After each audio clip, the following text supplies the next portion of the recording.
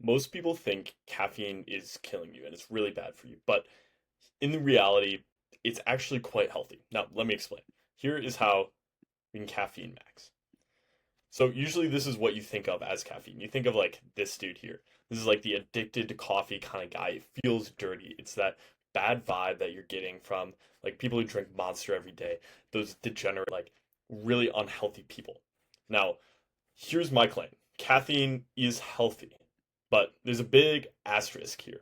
There is times when caffeine can be unhealthy, but in general, caffeine itself is a drug that works well with your body, works well with your mind, and has lots of actual health benefits. So if you're kind of in that health kind of season, this is actually something you should be considering. A lot of people are saying, no, get off coffee, get off caffeine, it's bad for you. And I literally said the same thing. But then I saw some of these studies that are actually showing huge positive effects to caffeine. So, first of all, let's talk about what the actual benefits of caffeine are. Overall, some very defined things that we've seen for a long time are that caffeine and exercise performance are very linked. So, people in the gym have known this for forever. Literally, if you have gone to the gym consistently, you definitely know people. You have been the kind of person who takes pre workout. So, this is me at this time. Caffeine and exercise performance are highly correlated. It gives you more energy, lets you push closer to failure, all these sorts of things that are really, really beneficial for building muscle mass or cardiovascular endurance, any of these sorts of things. When I was a cross country runner, track runner, triathlete, back in those days, I took caffeine before every single race, and that was hugely beneficial. But now, as a lifter, more focused on that, while also doing some running, I take caffeine before most of my workouts, as it is really, really a very powerful drug for that. In addition, we are seeing that caffeine has high impacts on cognitive, physical, and operational performance. So basically, if you want to be good at your job, if you want to be focused and highly productive, this is super, super helpful. Very important to know this because it is a very easy boost. It blocks your adenosine receptors, makes you better at focusing. Here it says low 40 milligram dosages to moderate 300 milligram dosages improve cognition. Obviously, this is something that you may have experienced before. If you're trying to lock in to write a paper or do something for work, some caffeine will definitely be helpful there. It's very interesting though, even up to 300 milligrams has been shown to improve cognition. A lot of times people think that anything over like 100 milligrams, 150 milligrams is actually going to make you like too jittery and you can't focus. Actually, up to 300 milligrams, which is literally considered a moderate dose. That's not a high dose, that's a moderate dose, is going to improve your cognition. So let's look beyond that, however. There's some really interesting stuff, even if you're kind of longevity maxing, trying to get into that area where you're really thinking about long term health. This is super important. Clinical research shows that neuroprotective effects of caffeine are hugely prevalent. A cup of coffee for a long brain life. These are studies, these are just two of them, but there are more studies that are showing the beneficial effects of lots of caffeine over a long period of time. So over here, this is literally, I pulled this from one of the studies, reducing odds of stroke, reducing odds of Parkinson's disease, Alzheimer's, all this neuropathy, depression, literally most things that can go wrong with your brain. It has been shown time and time again, there's a large body of research on this, that caffeine is actually going to help you avoid this. People talk all the time about, oh, how do I keep my memory loss from getting worse? How do I keep all this stuff from happening? People are terrified of things like Parkinson's and Alzheimer's. But caffeine is actually something that can really be beneficial to this. And a lot of people who are really trying to max out their health avoid caffeine because they think that it's really bad. However, really we're seeing in this research that it's actually not. So genuinely, this is might be why we're seeing like some of those people, you might like know them. They have 5 cups of coffee a day. You think, oh, they're so unhealthy, but like why are they the ones who are living long? Why are they the ones who have good cognition like late into their lives?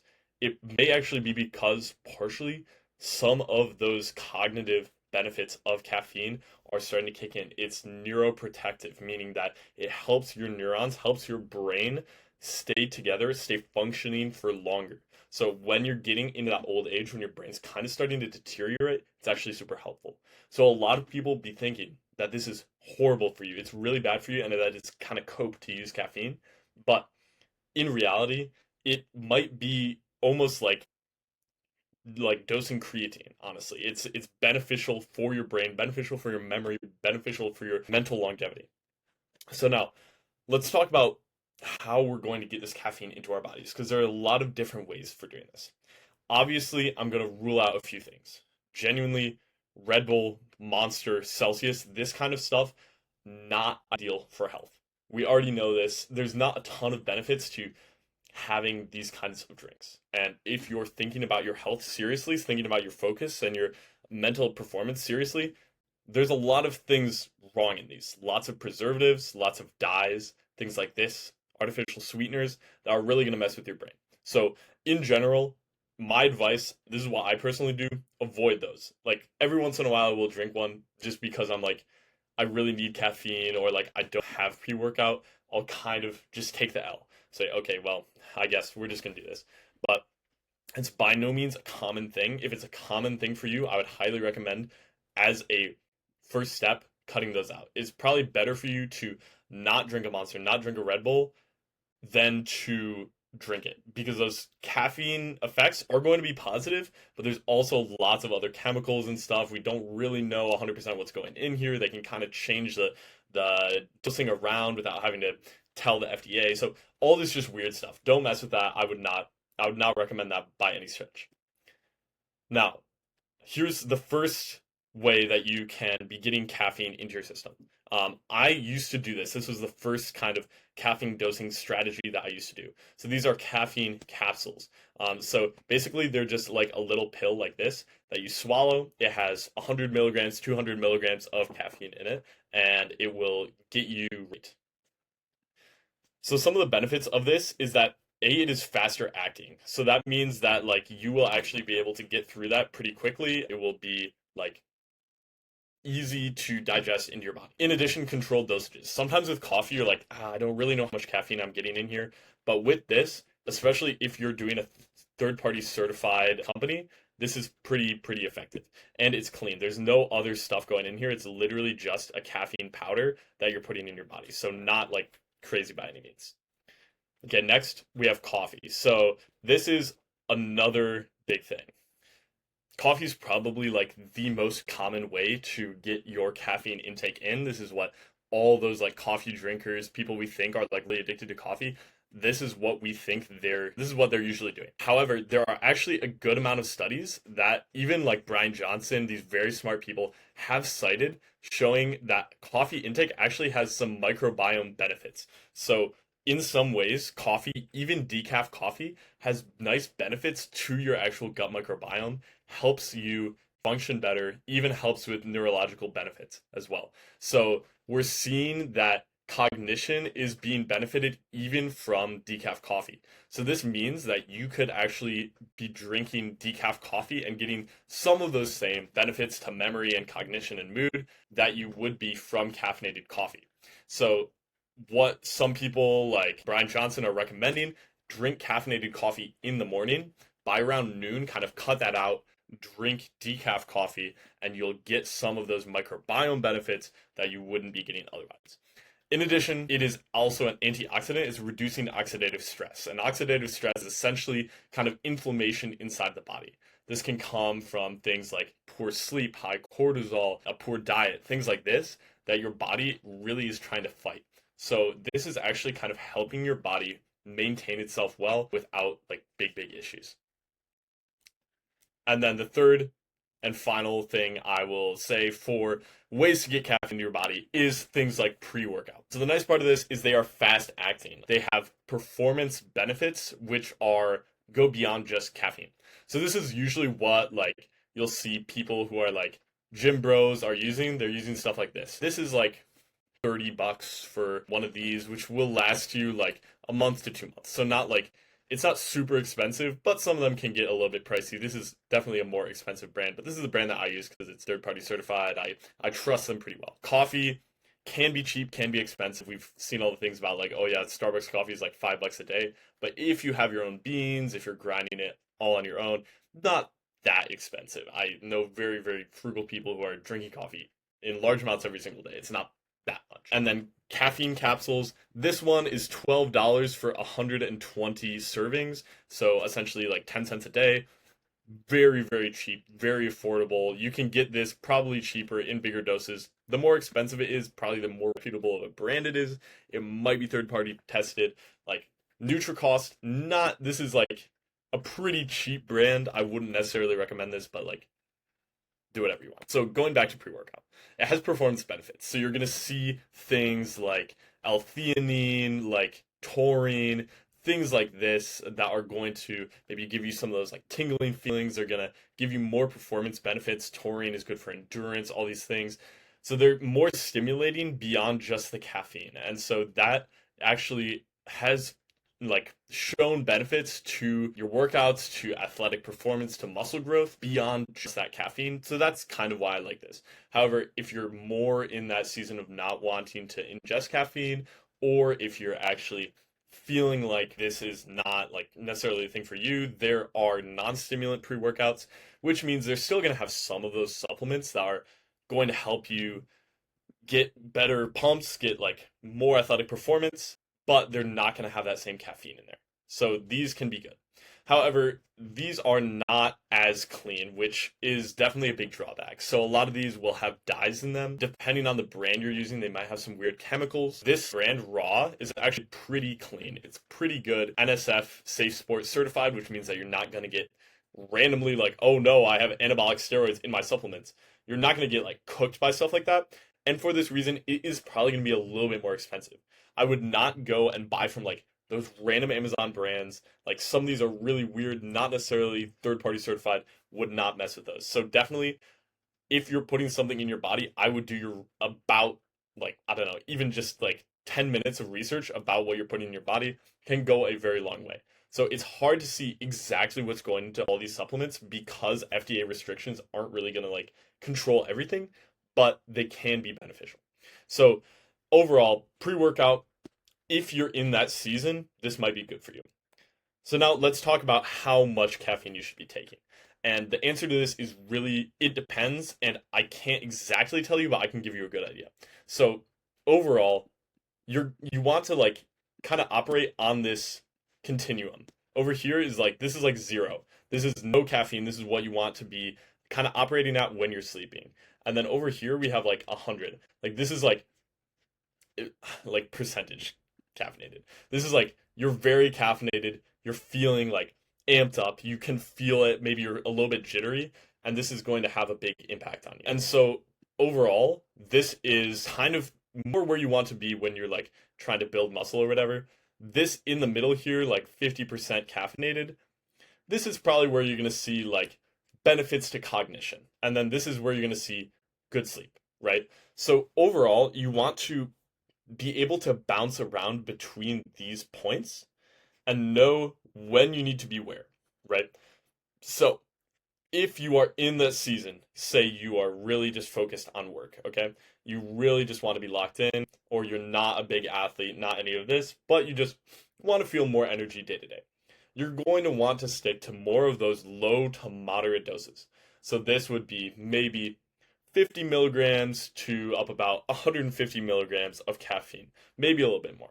And this you can really spread out throughout the day more. It doesn't have to be really concentrated in your bloodstream because you're seeing those benefits to cognition even at about 40 milligrams, right? So it's dependent on how you want to do this. So if, say, you're working like a 12-hour day, right? You don't want to front load all your caffeine. You want to kind of spread it out a little bit more. It's not the end of the world. However, if you're really focused on athletic performance, if you're really focused on maybe gaining muscle, something like that, you're going to want to get more into that higher range of caffeination. So this might for you look like 100 milligrams. This might for you look like 200 milligrams, depending on your body, your response rate, your tolerance, and your weight. So obviously, I weigh like just over 200 pounds, but I'm also 6'4". So it's going to be very different for somebody who's 5'2", 120 pounds.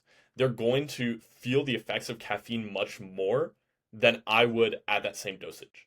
So if I take 150 milligrams of caffeine, somebody else takes 200 milligrams of caffeine, we're not going to feel the same thing depending on our bodies, right? So somebody who weighs more is going to feel less. If you weigh like up to 200 pounds and you have normal caffeine tolerance, you're going to probably feel okay, feel pretty up to this like 100% like nice and caffeinated, maybe a little bit jittery mode around 200, 250 milligrams, I would say. If you weigh more like 150 pounds, which one of my close friends does, he feels that at around 100, 150 milligrams. So overall, it really depends on your body and also your body composition. If you're leaner or less lean, you're going to feel this differently. So very much experiment with things. If you're going to go back here, do pre-workout, you're going to probably want to start, say, half a scoop of whatever they're giving you. Usually these are around 200 milligrams per full scoop or 150 milligrams, somewhere around there. I would start with half a scoop. I would rather underdose than overdose, right? So starting with a little bit less.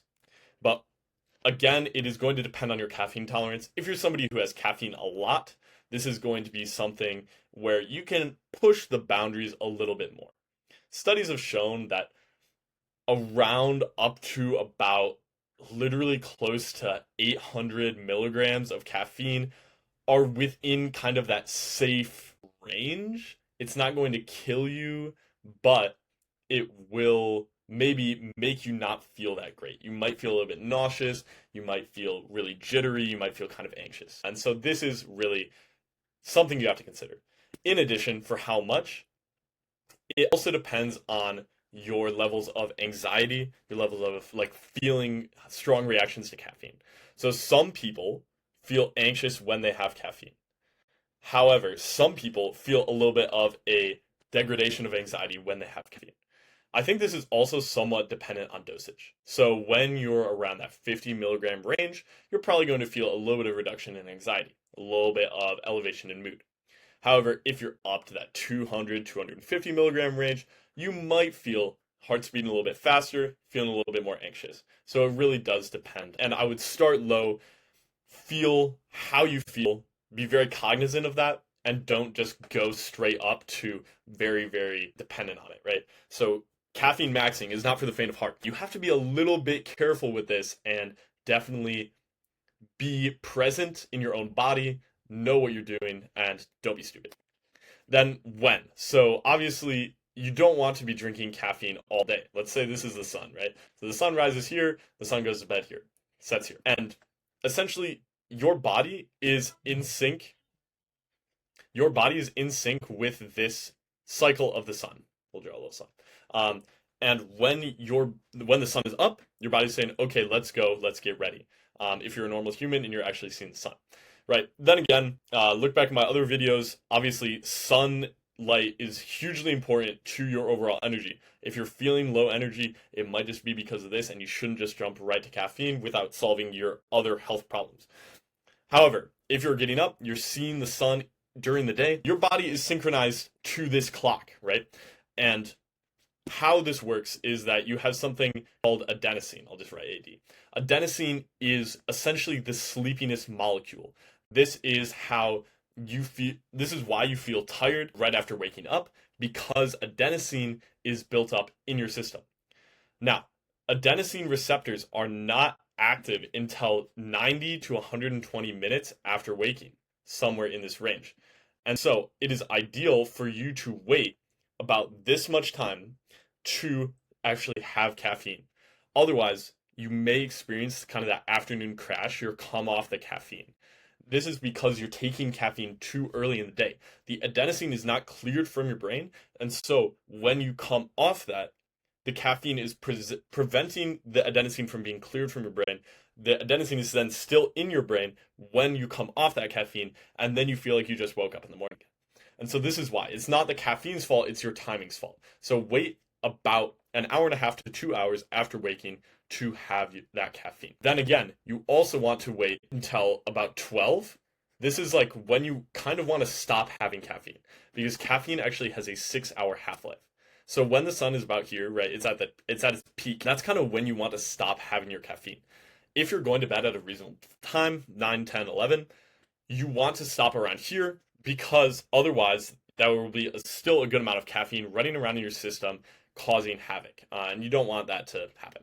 So obviously, cut caffeine off in the afternoon. You can even go to like 1 or 2. It depends on your caffeine tolerance a little bit, and you'll be okay. It is difficult to explain exactly how this will affect you because some people have different caffeine tolerances, but overall, if you are feeling okay at night, you're probably going to be fine. You can experiment with pushing your caffeine intake earlier into the day, so really stopping around 12, and then you can, as we talked about earlier, switch to decaf to kind of get those same cognitive benefits that you would be getting earlier. Now, let's just talk about priorities, okay? There is no one perfect solution for everybody.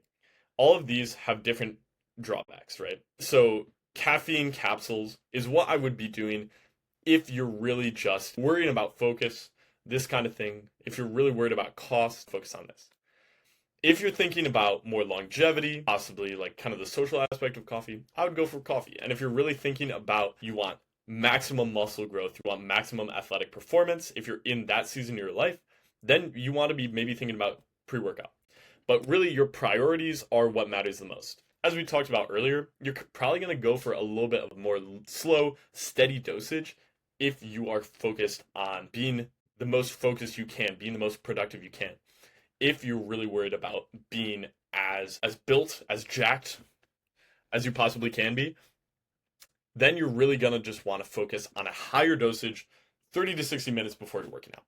And if you're focused on longevity, you're going to be really focused on waiting 2 hours, then going and having caffeine until 12 and then cutting it off because you really are focused on that sleep, making sure that's all locked in.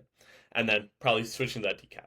So overall, athletic performance again, use pre-workout. It's a pretty much no-brainer. You can just do caffeine capsules. I've done it, not a huge fan. But if you are trying to maximize your muscle gain, for the vast amount of people, pre-workout will probably be more beneficial to you than working out without caffeine. Then if you're focused on work, do coffee. If you are focused on health, probably also do coffee.